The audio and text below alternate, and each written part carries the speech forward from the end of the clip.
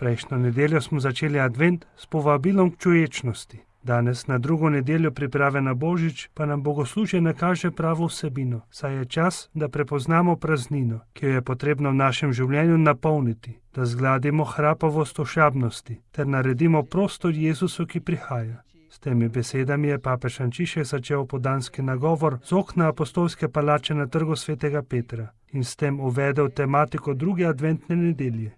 Prevzeti si moramo torej drži krotkosti in ponižnosti, ne da bi karali, ampak s krotkostjo poslušali ter se pogovarjali, da se bomo tako pripravili na prehod zveličarja, ki je krotak in iz srca ponižen.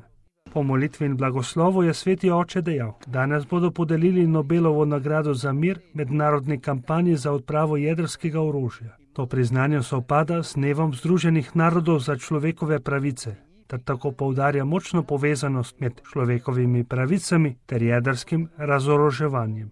Kajti prizadevanje za zaščito dostojanstva vseh oseb, še na poseben način tistih najbolj slabotnejših in prikrajšanih, pomeni odločno delati za izgradnjo sveta brez jedrskega orožja. Bog nam poudarja sposobnost za sodelovanje pri izgradnji našega skupnega doma, saj imamo svobodo, razum ter sposobnost upravljanja s tehnologijo za naše omejevanje v službi miru in resničnega razvoja.